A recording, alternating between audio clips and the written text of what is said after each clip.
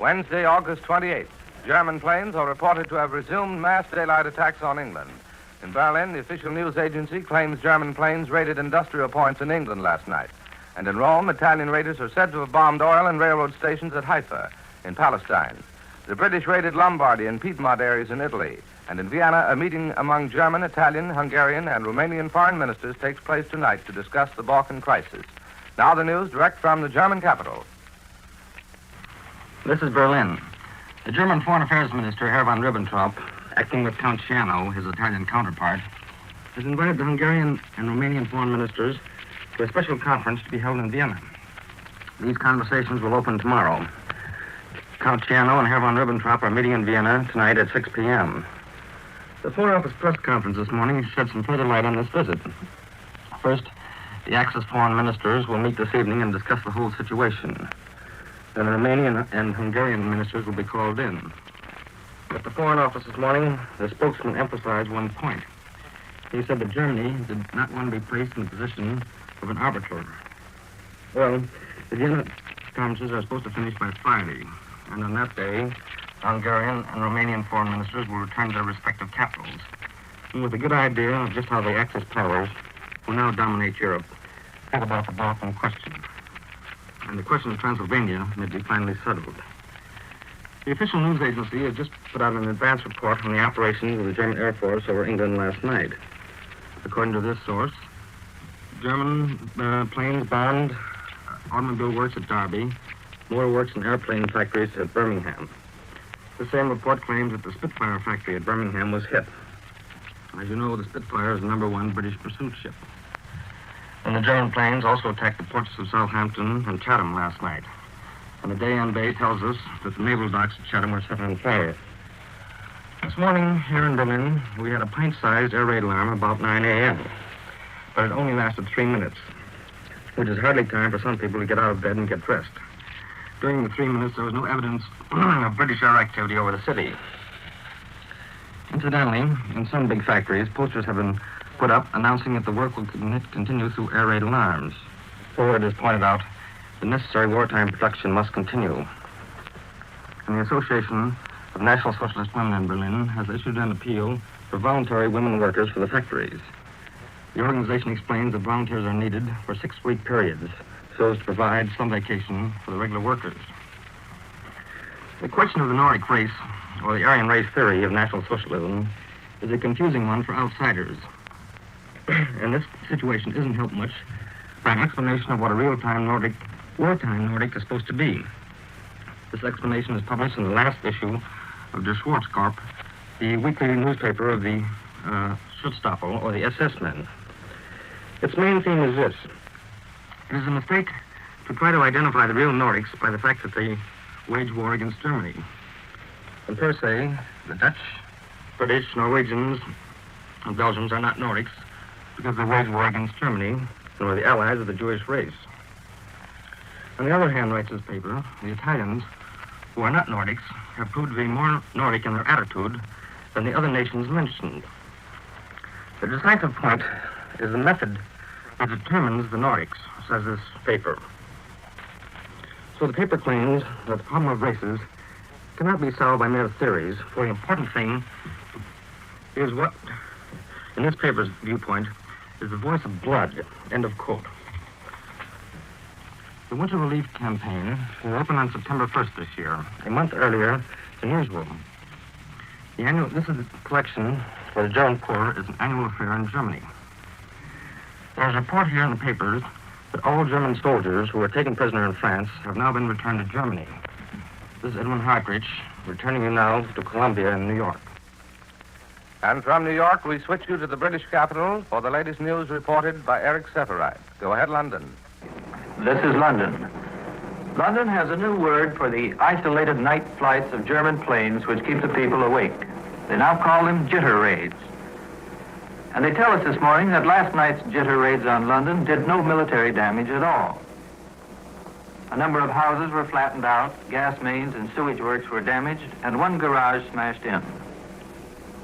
These single raiders were over 100 different areas during the night. There were no mass attacks anywhere, and most of the bombs fell from a very great height. In the northeast, however, A passenger train is reported to have been machine gunned. The train went on slowly until it could stop for protection in a tunnel, and no one was hurt. This morning, raiders are reported over the southwest in Wales, and later 23 heavy German bombers were over a southeast town flying very high and escorted by a large number of fighters. They bombed objectives a short distance inland and then flew back. A hurricane shot down one of these Messerschmitts. The pilot bailed out and the plane crashed into an orchard. The German was captured.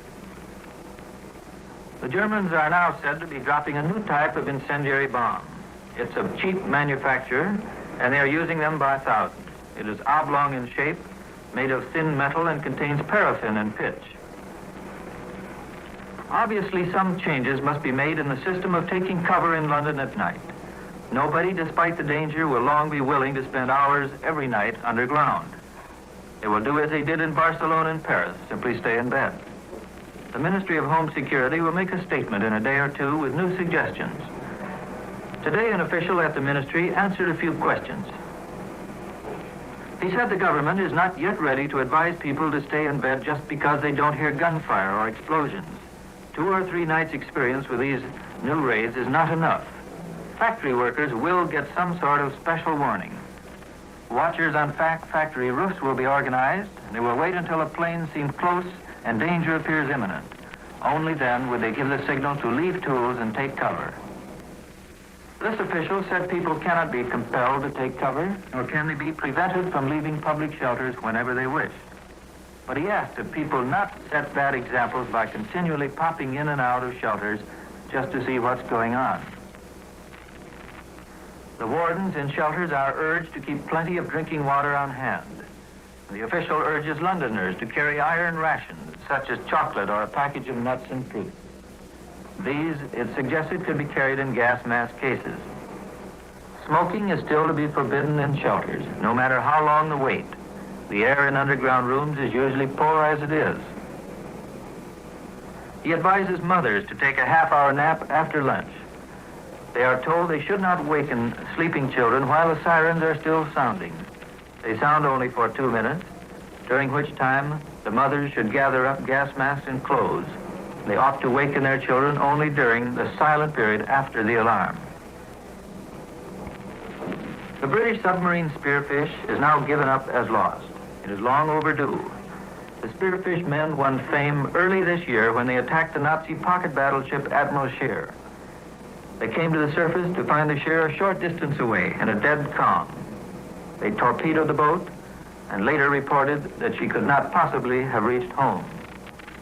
Commander Forbes of the Spearfish was awarded the DSO for this attack. General de Gaulle said the other night that the Pétain government is handing over 800 French warplanes in Africa to the Axis powers. This morning, the London Times reports that this allegation is confirmed from reliable people in Tangier. Originally, there were 1,200 modern French warplanes in North Africa. Only a few score are left. The others are now being flown in small formations to east, near Marseille, and they're handed over to Italians and Germans. A communique from Cairo this noon announces an air raid over Alexandria and Port Said. This took place early this morning. We are told there were no casualties and no considerable damage.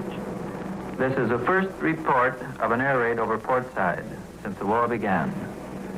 This is CBS in London. We return you now to Columbia, New York.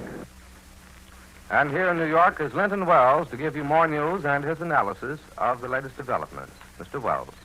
As Edwin Hartridge told us from Berlin this morning, Hitler and Mussolini are moving swiftly to prevent the Balkan powder magazine from blowing up. Yesterday, word leaked out that for 3 days there had been serious border fighting between Romanian and Russian troops in northern Moldavia, and that the disturbances had spread westward to Transylvania, resulting in clashes between Romanian and Hungarian forces. The reasons for the Russo-Romanian border incidents are rather obscure, although the Romanians accuse the Reds of having violated their territory again, indicating a Soviet intention to grab off additional areas besides Bessarabia. Latest reports say that the Reds and Romanians have stopped fighting temporarily. The Romanian-Hungarian flare-up follows last week's breakdown of diplomatic negotiations instigated by Hitler. the aim of which was to force Romania to cede a large slice of Transylvania to Hungary. The Hungarians charged that a Romanian plane shot down one of their bombing planes over Hungarian territory, which led to border fighting by land forces. Whatever the present causes, age-old Balkan hatreds are responsible, and they are not easily quieted in these days of tension. Nevertheless, Hitler and Mussolini have set the machinery in motion to keep the Balkans at least relatively quiet, and thereby avoid a situation which may imperil their warfare against Britain. While pressure reportedly is being brought to bear upon Russia, Romania and Hungary, through diplomatic channels leading from Berlin and Rome to Moscow, Bucharest, and Budapest, the Nazi and fascist foreign ministers have rushed to Vienna for a command conference with Romanian and Hungarian high officials tonight. Foreign Minister Ribbentrop will preside at this meeting, which will be held in Vienna's ancient Belvedere Castle tonight. And there are indications that if his and Count Ciano's settlement efforts fail, Romania will be summarily ordered to capitulate to Hungary's territorial demands under threat of immediate invasion by the Nazi forces. This, of course, is really the move Hitler and Mussolini want to avoid more than anything else. It might conceivably lead to a nationwide rebellion in Romania, spread throughout southeastern Europe and the Near East, and possibly disturb Russo-German relations. But this much is certain. Every diplomatic effort will be exerted to ensure peace in the Balkans by negotiation, supported, however, by a clearly indicated Rome-Berlin intention to fight to maintain that peace if necessary. As Eric Severide reported from London a few minutes ago, Britain has made a formal charge that the German Air Force has embarked on an indiscriminate terroristic bombing campaign to destroy civilian morale as well as military objectives. This charge would seem to have considerable foundation in fact, judging by the widespread night activities, jitter raids, as Eric Severide terms them, of the Nazi Air Force, and as our Berlin correspondent has freely reported from time to time.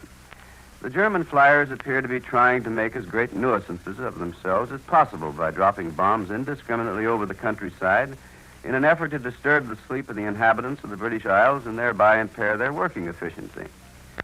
This British accusation, incidentally, has been backed up by a high English Army officer with whom I've been talking.